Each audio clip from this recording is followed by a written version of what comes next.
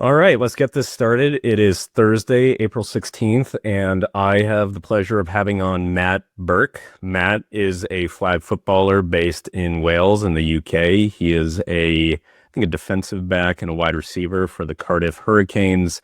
He wrote a piece for the Flags Only website, which is super cool about competing in two tournaments in one day. I can't even play in one game without injuring myself, so I really want to know what kind of vegetables you're eating. You have almost 2,000 Instagram followers. I think you have the best hair in flag football. I read that. We'll add that to your Wikipedia article. Um, and what's up, man? Welcome to the pod. Thank you, man. I appreciate you having me on and giving me the opportunity to talk some flag. It's always a dream to do that. So, Absolutely. Yeah, yeah. So I've been trying to get more and more interviews scheduled. I had a pretty cool interview a couple weeks ago with the commissioner of the flag football league that I play in. I'm trying to get some things scheduled with some coaches, but having the opportunity to talk to you, a flag footballer based in the UK, was just an opportunity that I could not say no to. We were just talking a couple minutes ago, but I understand you just got back from Croatia for some flag football. Tell me about that. yeah, there was a tournament in Croatia called Welshbowl. I was fortunate enough. I knew some guys. I went with the Dutch Mambas, who I know the guy who runs the team, but a couple of guys from the US, some Team USA guys, past and present, kind of took over the roster for the team. And I reached out as I met some of them at Flagapalooza, which was in Cheltenham last year in August.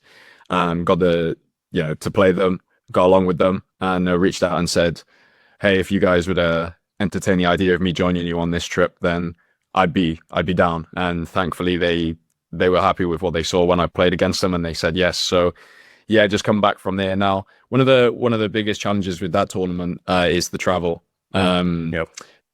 in the coast of Croatia and Prek.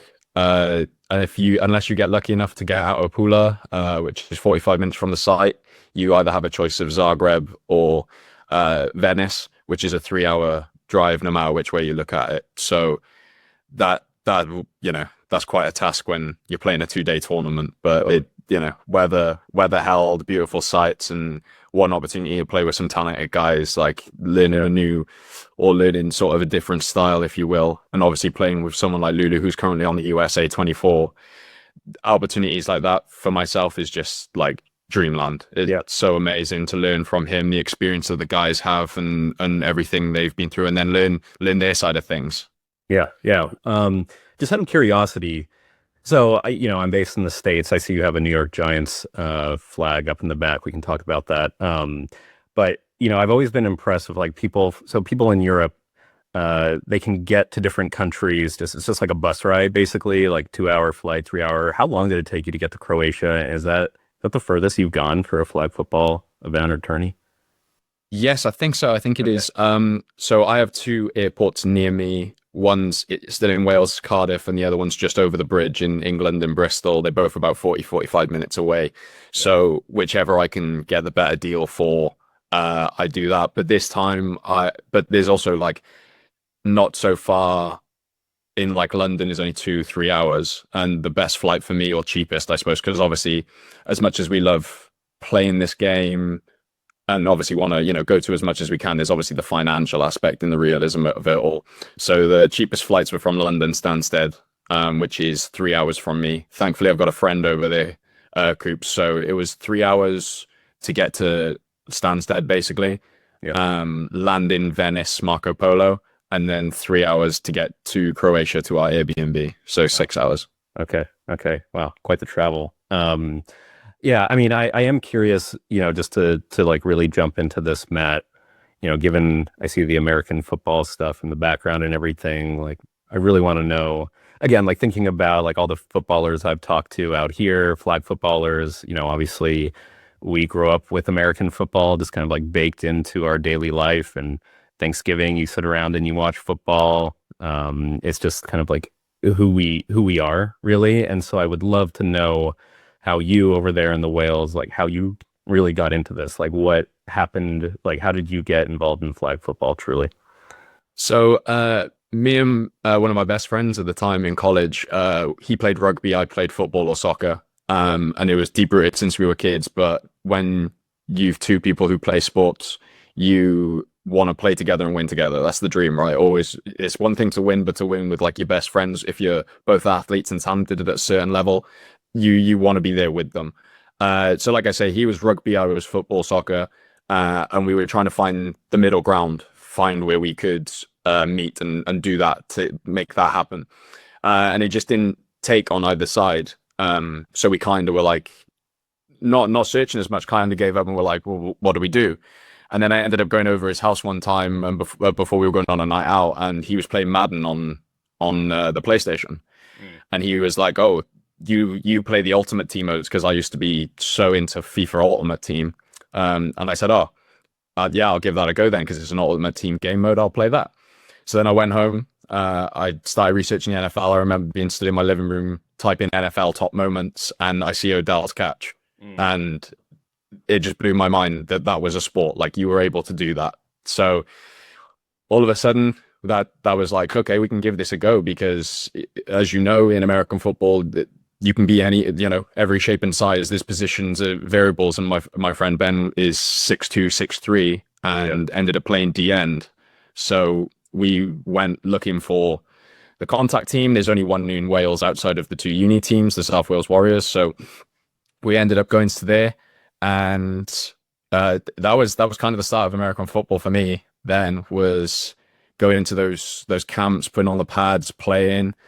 But at the time, I was working in nightlife clubs and bars, and I was doing seasons abroad in Spain, in Magaluf. So I couldn't really commit, because the season was in the summer, and obviously you got to sit down, you got to learn the playbook, you got to go through practice, you got to make sure you know what you're doing in the huddle. Yeah. And it wasn't possible for me, because I would be away for 6 months of the year, and it was during the season. So when I ended up coming back, I was trying to still be involved in the sport in some way, and I wanted to play more than anything. And then one of the guys I'd made friends with, there was photos posted on Facebook of him playing without pads and just catching in a field. So I reached out to him and I said, what's this? Like, there's no pads. Like, are you just practicing? And he was like, no, it's a version called Flag. You should come down, because it probably suits your schedule more. And I went, okay, cool. So a group of 4 or 5 of us went down in a little town called Risca in Wales, and we went out to practice, and that was the start of it. Then I didn't really take it on until 2 years after COVID. It was more of a like turn up, train, have some fun. Wasn't really taking it seriously that much or competing in the league, because I was still working in nightlife. And I mean, unless you have some sort of level of discipline, trying to make that work when you're working nights, Friday, Saturday, going out and being part of that culture, to then try and be an athlete in some way, it just wasn't possible. So yeah. Okay. Yeah. Well, nightlife in Spain sounds like a hard thing to give up. I was in Spain, I don't know, maybe like 8 years ago or something. But I definitely need to go back. I'm curious, like, when you were starting to really get involved in Flag. I mean, this is mostly just like ignorance on my part, because I'm not over there. Like, maybe it started to evolve as Flag has really become a much more recognized global sport. It's going to be at the Olympics in 2028. But is there like a stigma around American football or Flag? Like, was it there at the time, or like were your like friends and family wondering like, wait, what are you getting up to? Like, Flag football? What's that? I'm just curious, like, what was the like general mood about football at that time?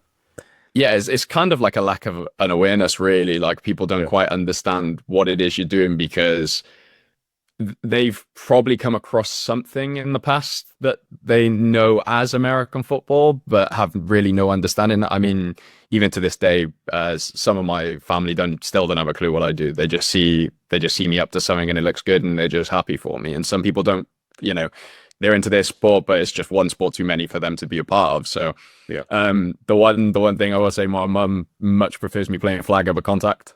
She came to one contact game and then came to one Flag game and was like, I think I'd prefer you to stick to this Flag business. So and it's easier to pick up for them as well. So yeah, it's a bit of people just not understanding. And I always say, to learn American football, when people first ask me about like how can I get into it, I say there's always a hump to get over, the sort of if you're watching like the NFL per se, all the rules and how everything works, going from like a kickoff of special teams to then the offense and defense coming on, just things like that. You have to get over just this little hump to try and understand the sport. So it's getting there, but it's a bit of a lack of awareness, I guess. But it is a lot to try and take on.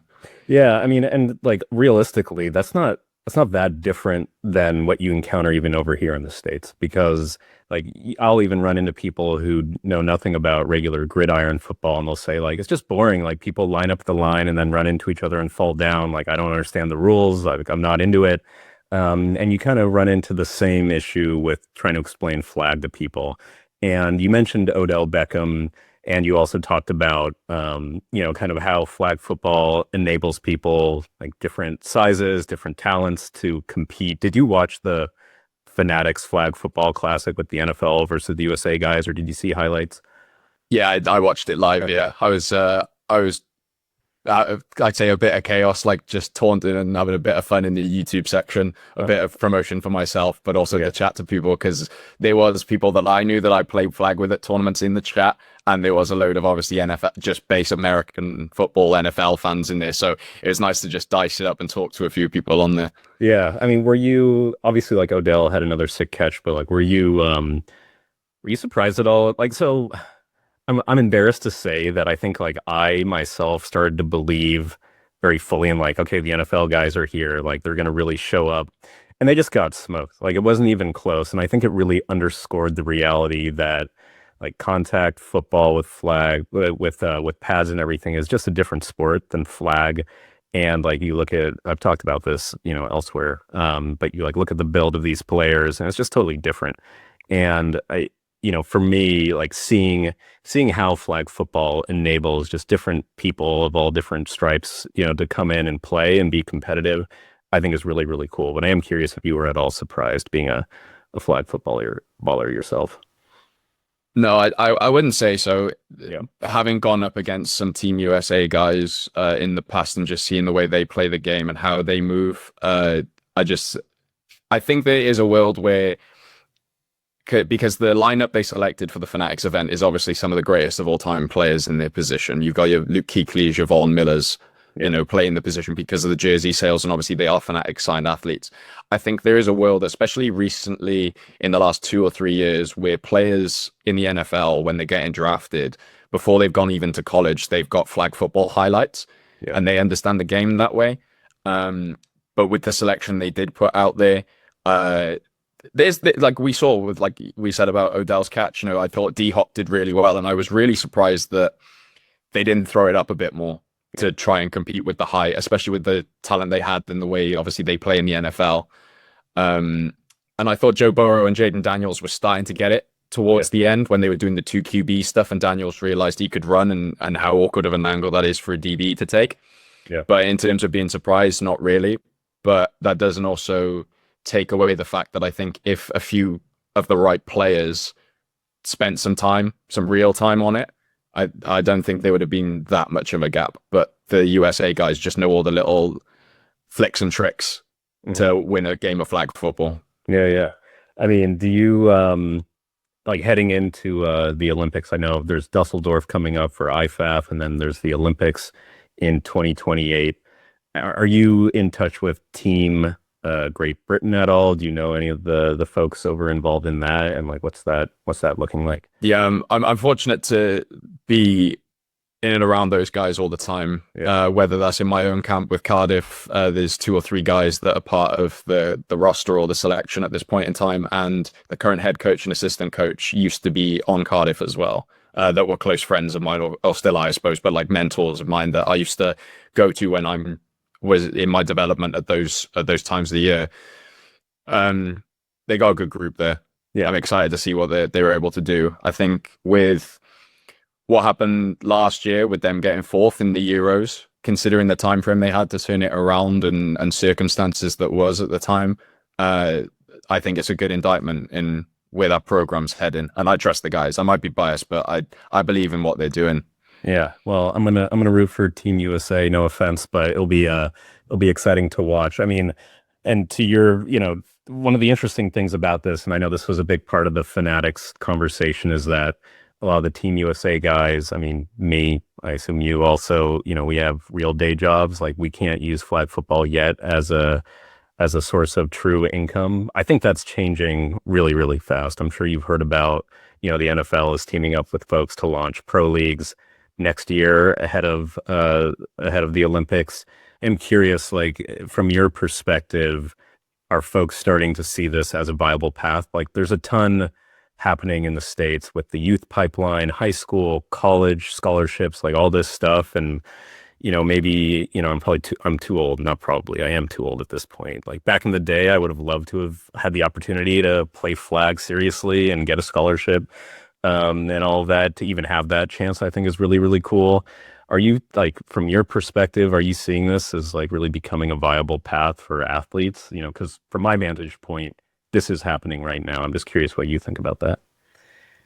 I wouldn't say it's in the almost professional path with how the USA are doing things, but for myself, I think I'd like to think I'm the most what'd you say, in the right position to talk about it, because I work remotely as a graphic designer, social media marketing manager. Yeah. So I don't have like a full-time job per se. Yeah. So obviously I do the work that I have for the clients I have, and then all the rest of my time goes towards playing flag.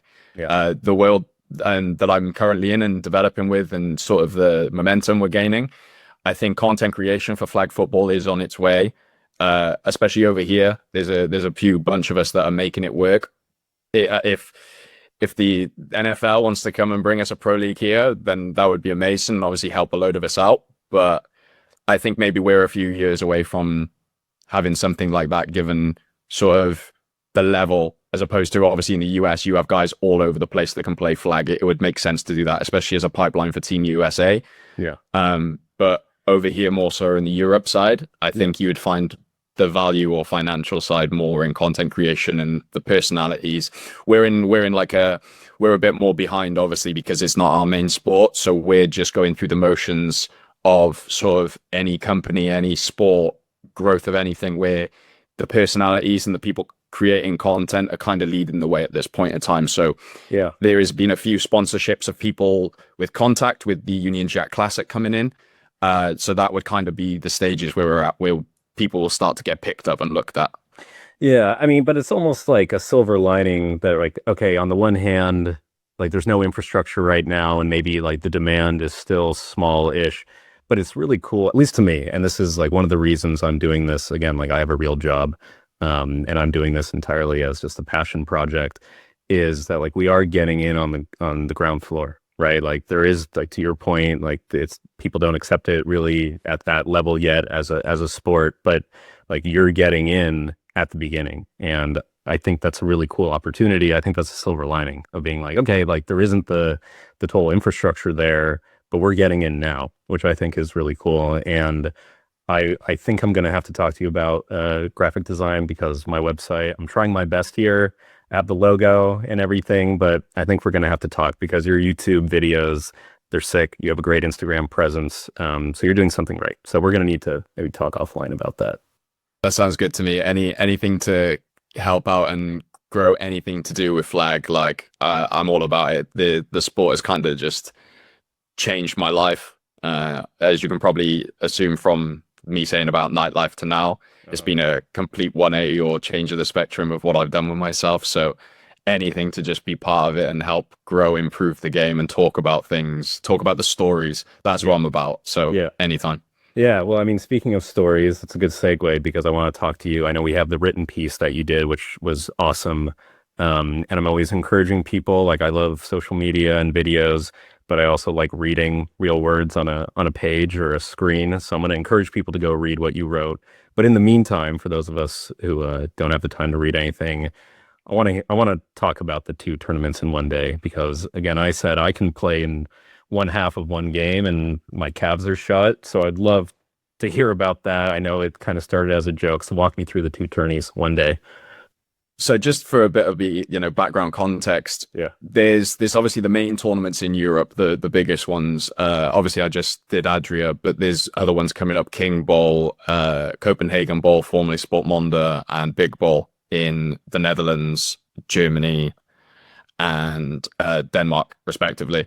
Um, everyone, where the way the sport has been for the last couple of years, everyone has kind of respected those weekends in terms of playing tournaments. The leagues kind of avoid those weekends to make sure that those players can go play. But as obviously the game is growing, and as we've like it's been sort of an exponential growth in the last year or so, there's just too big a player base now to tell people that we're not going to do anything on this weekend just because there's an international tournament. So normally there's never two tournaments on one weekend. But like I say, now in the UK, the sport's so big, the UK league has just gone into three tiers now because of how many clubs there are.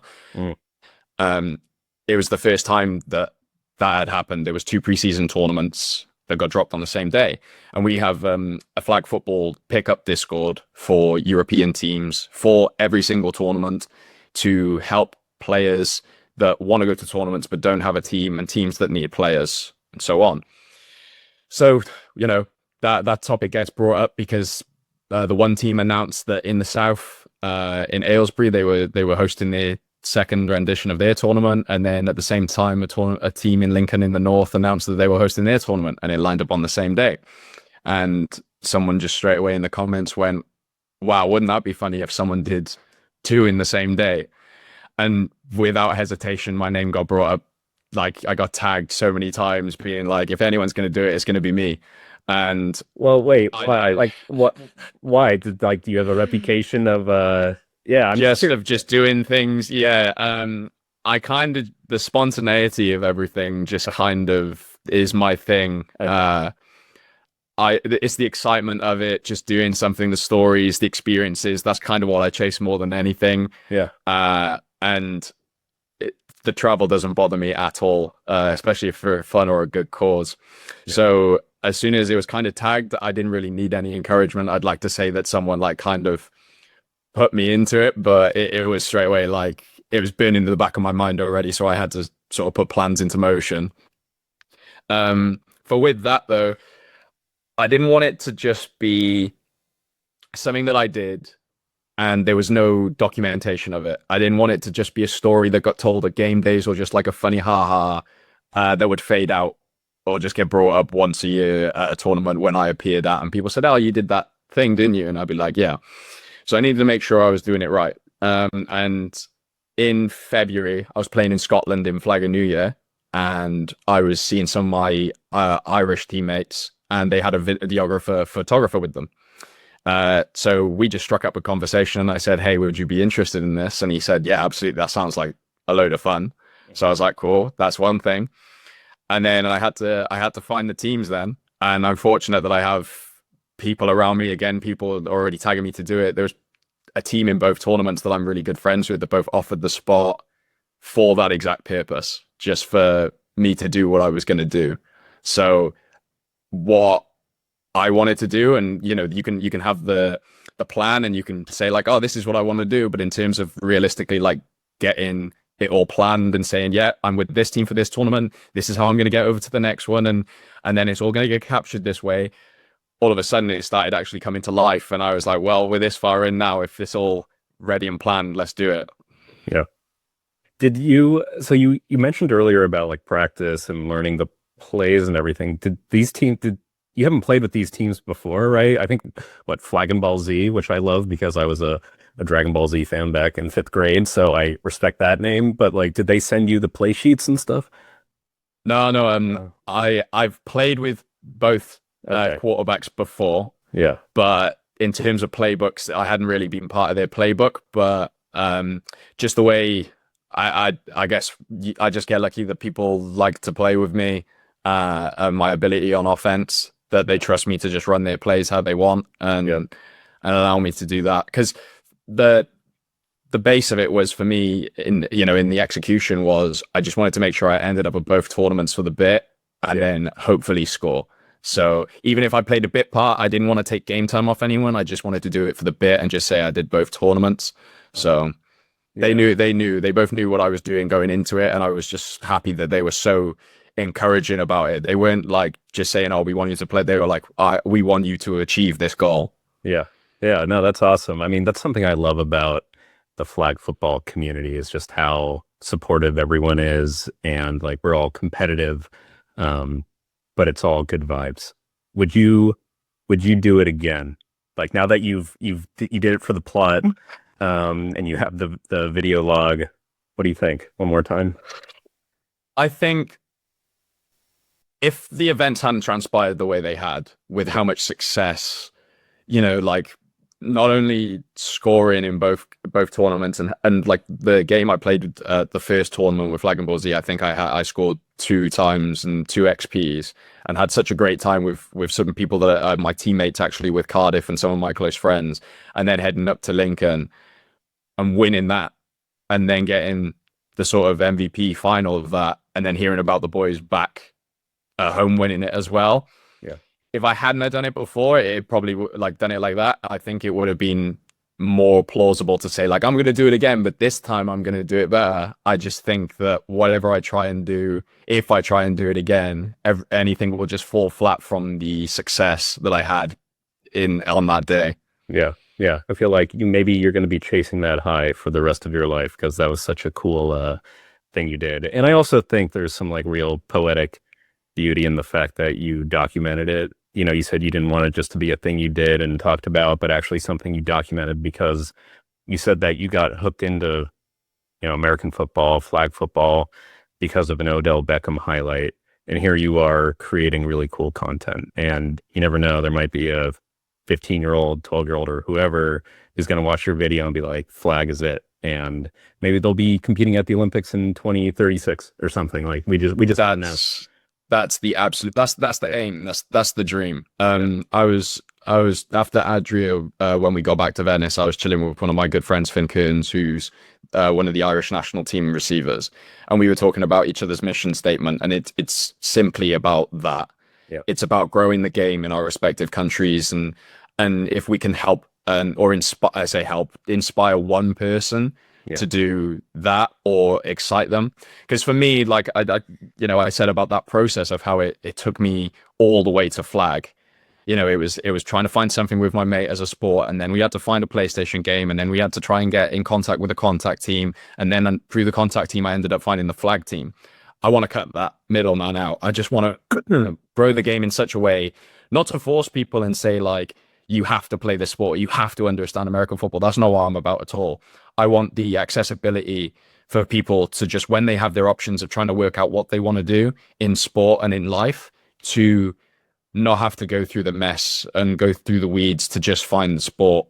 Yeah. Because I know everything that is given to me and everything that's changed about me in my life. And, like I say, everything has given me the opportunities. I don't want someone to have to really go looking.